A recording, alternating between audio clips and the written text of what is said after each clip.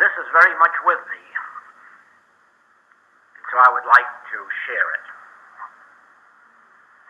Very often in our work, we hear about advanced work or students who would like more advanced work.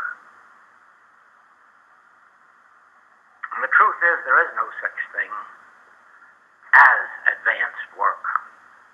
Sometimes we use that term, more especially when we have a meeting of this kind or when we are speaking with our practitioners, teachers. But it doesn't really mean that the work is more advanced in a general sense. It is only more advanced in that it is a little more specific. The basic principles that constitute the message of the infinite way, more especially the specific healing principles, are already so advanced that a very small number of people in the entire world seem ready to accept them or understand them. Very few. It's going to be a century from now before these principles are very widely accepted and practiced. And the reason is that the simplest principles of the infinite way are really advanced, far in advance of what is usually accepted as religious or healing principles. Let me show you how true this is. The two basic principles of this work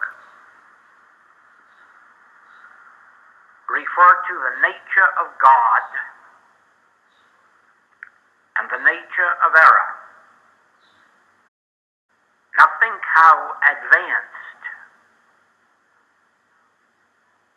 this teaching is on the nature of God when it starts off and says that you can't pray to God for anything because there is no such God as would answer prayers.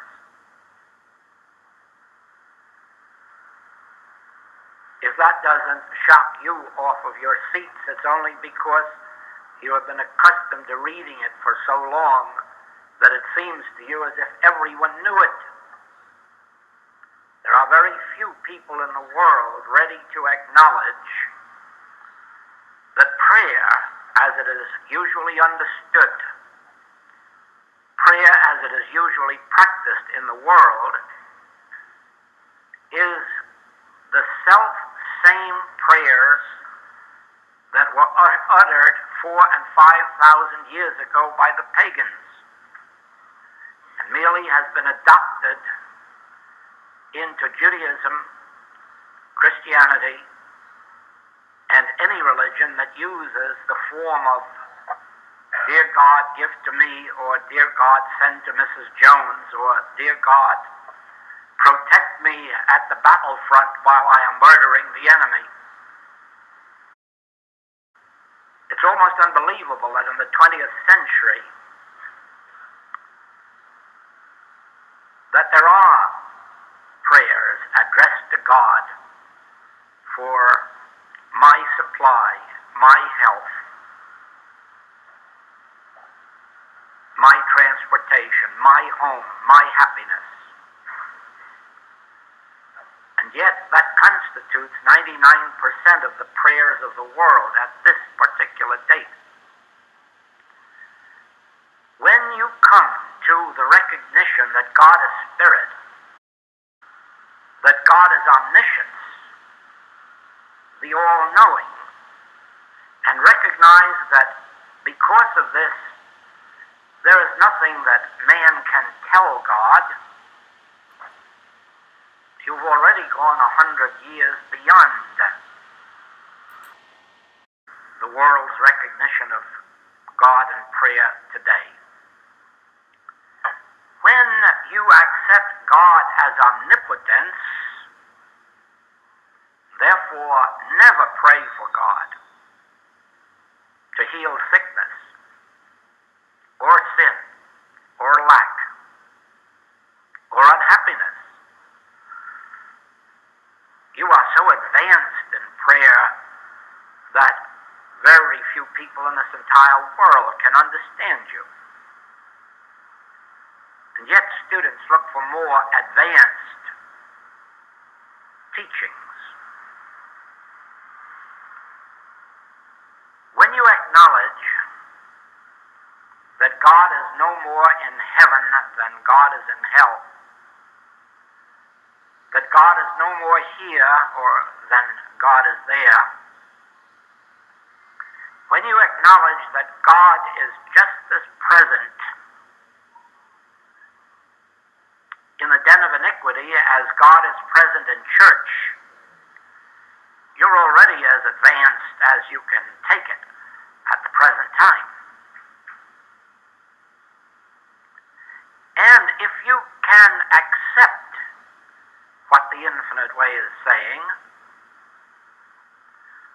that God is omnipresence, omnipotence, and omniscience, but of no avail and of no help to anyone, except at the standpoint of your recognition of omniscience, omnipotence, and omnipresence,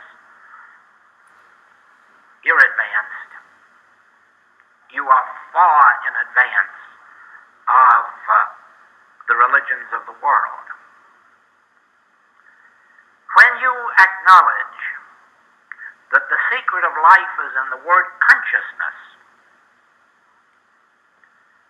and that nothing can happen to you except through your consciousness, and actually an activity of your own consciousness, you will have all you can do for the next 5 years to reach the understanding and demonstration of that principle alone. Why? Because you will have to understand and eventually demonstrate that whatever good comes into your experience will have to come because of an activity of your consciousness, and you will have to recognize that whatever evils are still taking place in your life are due to the fact that you have not yet worked properly or sufficiently with principles in your own consciousness to eliminate them. In other words, we suffer because of our ignorance of principles, and knowing the truth alone will set us free.